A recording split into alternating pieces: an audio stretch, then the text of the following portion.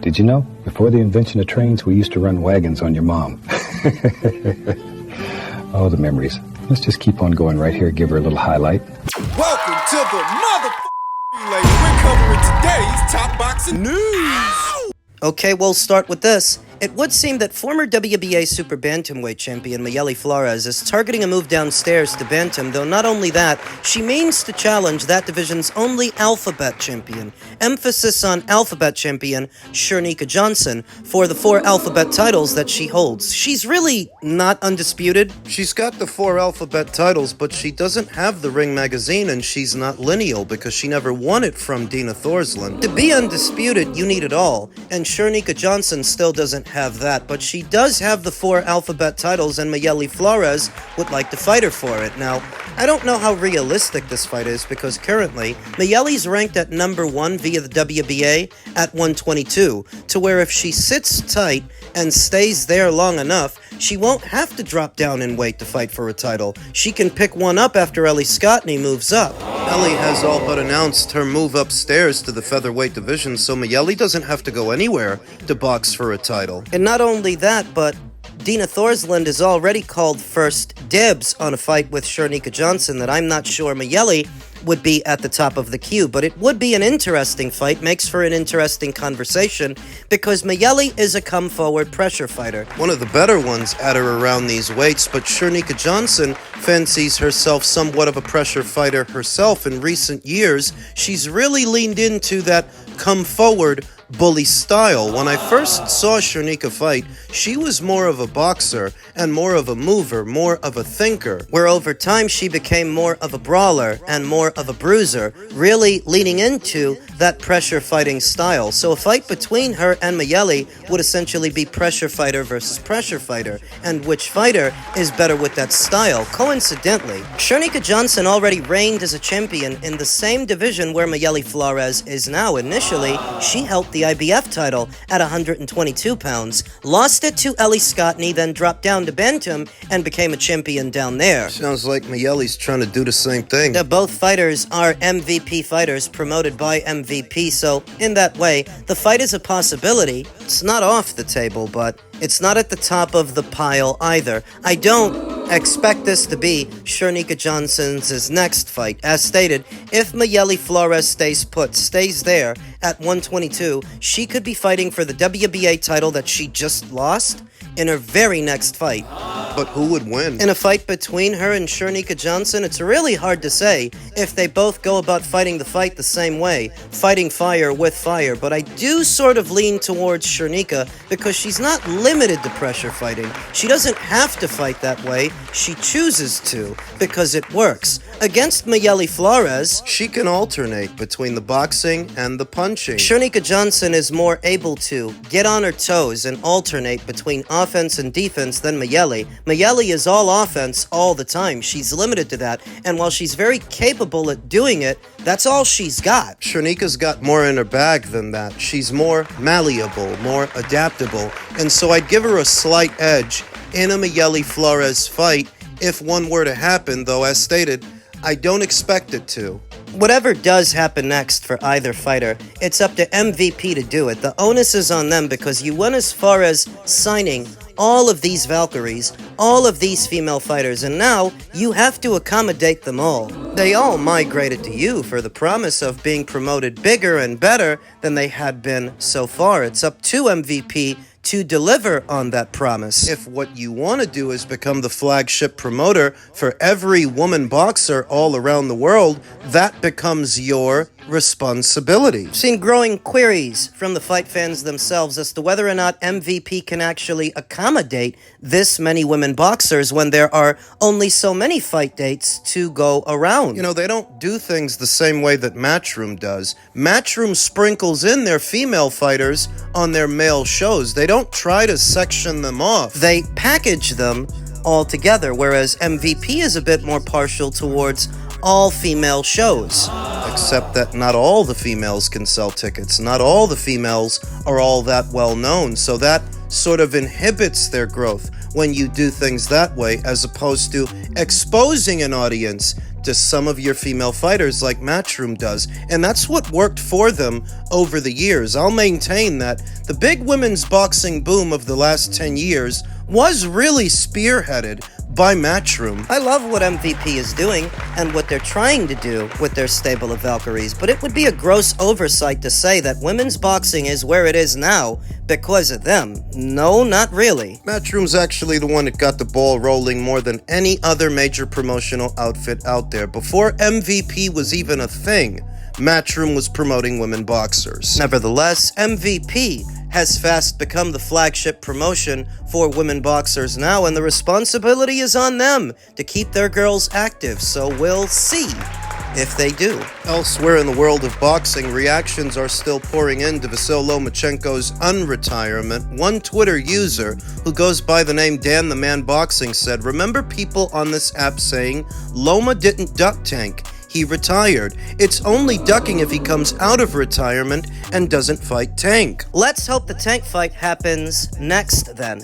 The problem with that evaluation, Tank's still got legal trouble. He's still going through litigation for that domestic abuse case. We don't yet know when that's going to be over and what's going to happen, but you are seeing this swell of Gervonta Davis supporters, Gervonta Davis fans now pushing for this fight, where before they were the ones that were against it for how many years? Happy to watch Gervonta Davis fight everybody else at 130 and everybody else at 135, all while Vasyl Lomachenko was calling him out, them campaigning at the same weight, Vasyl Lomachenko holding the full WBA title and Gervonta defending a baby belt, a manufactured one the WBA created for him out of thin air back in 2019. A belt which he held for roughly 5 years. And why do you think they did that? It's because the full WBA champion at the time was Vasyl Lomachenko. He won the title from then champion Jorge Linares, all before Gervonta Davis moved up. But in an effort to not have to fight Loma, they got the WBA to give him a Reggie belt instead. And he sat on that for years, sitting on that regular title that he never even used as a segue to challenge Vasyl Lomachenko, or the man that beat him, Teofimo, or the man that beat him, George Kambosos, or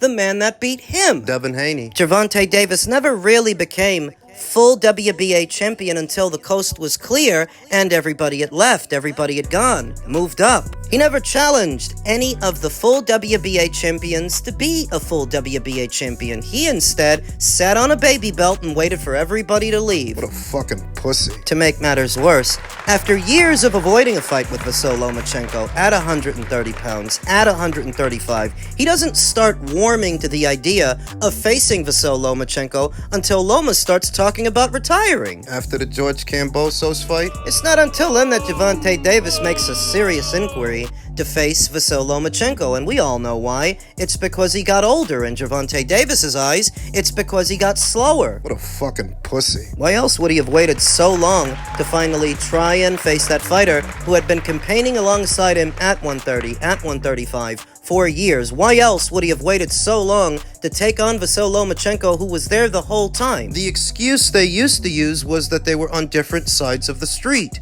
That Gervonta was with the PBC, that Vasyl Lomachenko was with Top Rank, but that didn't all of a sudden change. At the time that he makes a play to fight Loma, he still was with Top Rank. His Top Rank contract didn't end until yesterday. The sides of the street couldn't have been the real reason you waited so long to fight the guy. Put simply, you were just waiting for him to slow down because you're a fucking coward. So are his fans. These are the kind of people that rob an old lady for her pocketbook and punch a guy when he's not looking. So hapless and so tactless are now getting behind this fight when for so many years they were the ones who were against it, giving Gervonta Davis a pass to fight everybody else but the best guy at the same weight as him. Oh, now you want to see it because he's older. The funny thing is, Loma might still beat him. Gervonta's still got Lamont Roach problems. Let me tell you something about Lamont Roach. My opinions on him didn't change. He didn't all of a sudden become this amazing fighter because this hype job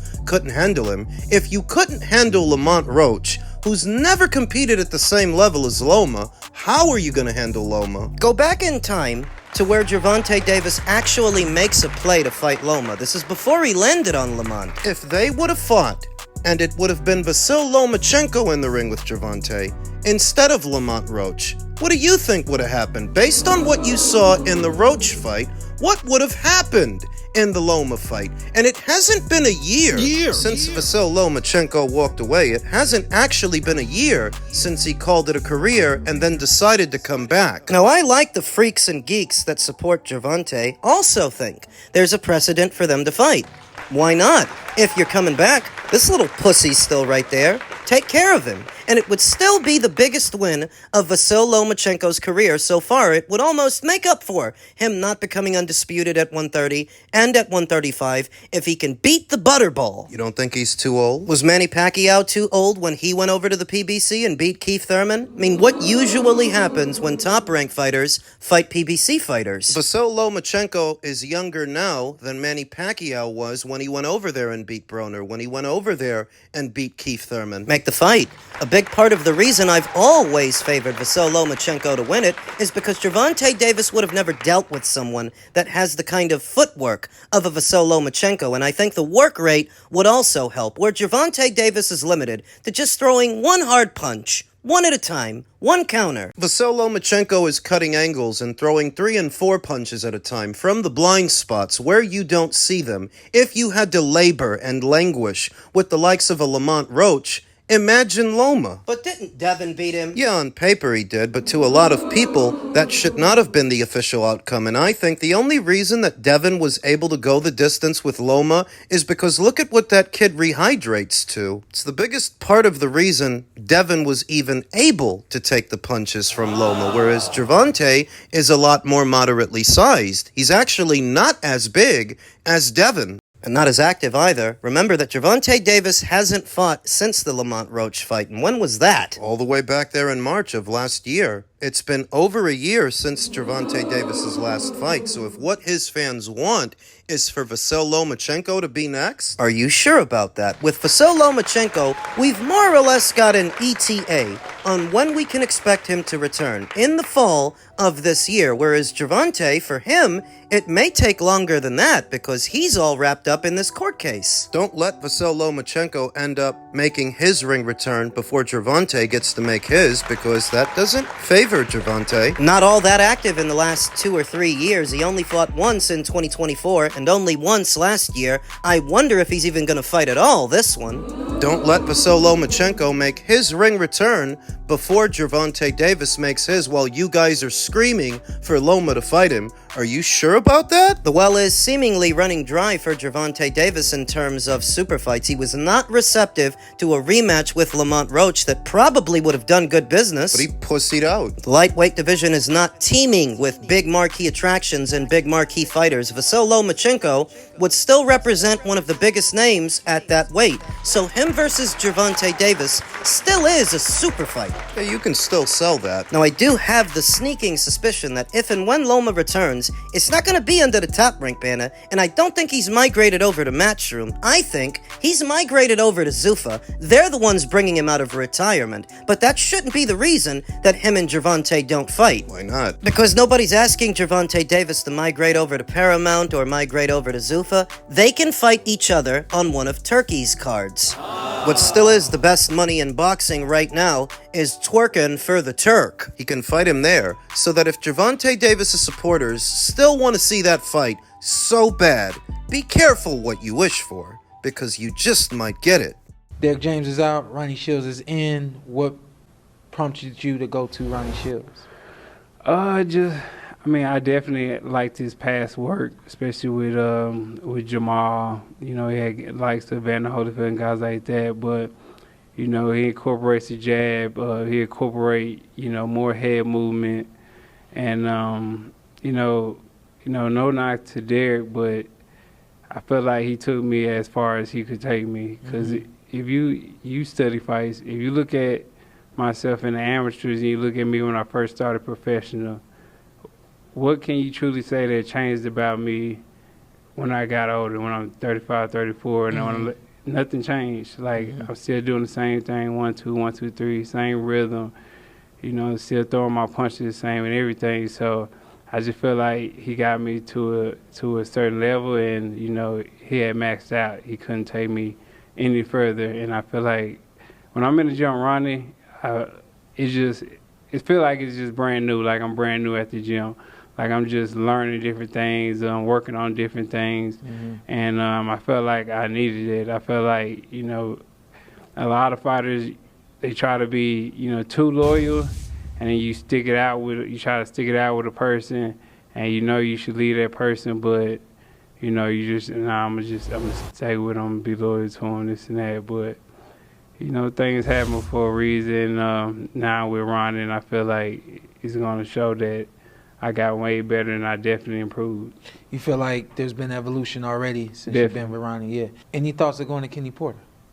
No, I'll just play. Seems a somewhat short-sighted and ungrateful comment to me from Errol Spence Jr. His reasons for migrating from Derek James over to Ronnie Shields when Derek is the one that got him to where he is. All of the success that Errol has had as an amateur and as a professional was with Derek in the corner. That's how long they were together. They won together, and they lost together. Errol Spence Jr. may have been outclassed with Derek James in his corner, but I don't think it would have been any different if it were Ronnie Shields in his corner. And would Ronnie Shields' version of that fighter have beaten Kell Brook, have beaten Sean Porter, have beaten Danny Garcia and Yordenis Ugas? I've never known Ronnie Shields to build a fighter, build one from scratch. He's worked with a lot of them, Holyfield, Tyson, and many of the modern fighters that you see today, but I never saw Ronnie build a fighter from scratch. Where in many ways, that's what Derek James did with Errol Spence Jr. He was with him from the very beginning, and his version of that fighter. That's the unified welterweight champion. We're gonna see